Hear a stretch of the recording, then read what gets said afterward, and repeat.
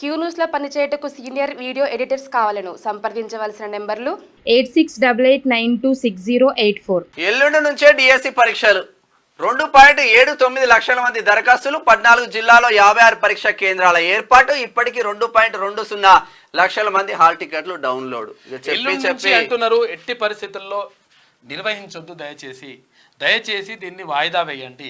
ఈ నిర్ణయం ఎట్టి పరిస్థితుల్లో కరెక్ట్ కాదు. ఎవరో మీకరికి మిస్గైడ్ చేస్తున్నారు మిమ్మల్ని. ఎందుకనంటే ఇది చాలా ఇంపార్టెంట్, కీలకమైనటువంటి అంశము. ఒక్క ప్రాణం పోయినా కానీ మనం తీసుకురాలేము. ఎందుకంటే దయచేసి నిరుద్యోగులారా, మీరు ఎట్టి పరిస్థితుల్లో అధైర్యపడొద్దు. 100% ప్రభుత్వం సానుకూలంగా నిర్ణయం తీసుకుంటుందని చెప్పేసి భావిద్దాం. కాబట్టి ఎక్కడ కూడా అధైర్యపడొద్దు. తర్వాత ఇక్కడ ఏమంటారంటే కొంతమంది ఇప్పుడు ఈ లాజిక్లు మాట్లాడతారు, లంగ లాజిక్లు ఉంటాయి ఒక్కొక్కడు, కొంతమంది మాట్లాడతారు. అయితే అసలు యాక్చువల్గా ప్రభుత్వాన్ని ఇట్లా మిస్గైడ్ చేస్తున్నారు. అయితే ఏం లాజిక్ మాట్లాడతారు, ఇక 2,79,000 మంది అందులో 2 లక్షల మంది చిల్లర ఆల్రెడీ డౌన్లోడ్ చేసుకున్నారంటే వాళ్ళు సిద్ధంగా ఉన్నారని ఈ లాజిక్లు మాట్లాడుతూ ఉండాలి.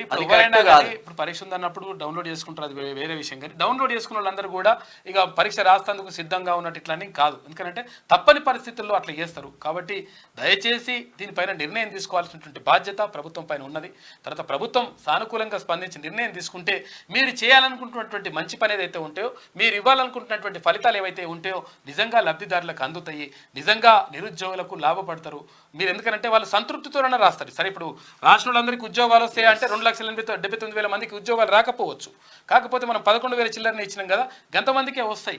కాకపోతే ఏంటంటే వాళ్ళు రాసినటువంటి సంతృప్తితోటి రాస్తారు. తర్వాత మేము కష్టపడ్డాం, ఇంకా జస్ట్ మిస్ అయినా అట్లా అటువంటి పరిస్థితి ఉంటుంది. అసలు నువ్వు ఏం చదవకపోతే రాస్తే అసలు ప్రభుత్వం మీద వ్యతిరేకత వచ్చేటువంటి అవకాశం ఉంటుంది. దయచేసి ఈ విషయాన్ని పరిగణలోకి తీసుకోండి. దీనిపైన ప్రత్యేక దృష్టి పెట్టాల్సినటువంటి అవసరం ప్రభుత్వం పైన, అటు విద్యాశాఖ పైన 100% ఉన్నది. తర్వాత డిఎస్సికి సంబంధించి కానీ తర్వాత గ్రూప్ 2కి సంబంధించి 2 విషయాలు కూడా పరిగణలోకి తీసుకొని దానిపైన సానుకూలమైనటువంటి నిరుద్యోగులకు సానుకూలమైనటువంటి నిర్ణయం తీసుకోవాలని చెప్పేసి కోరుతా ఉన్నాం. మీకు వార్తలు రాయడం, విశ్లేషణ చేయడం వచ్చా? అన్యాయాన్ని ప్రశ్నించడం తెలుసా? ఇంకెందుకు ఆలస్యం? క్యూ న్యూస్ మిమ్మల్ని ఆహ్వానిస్తుంది.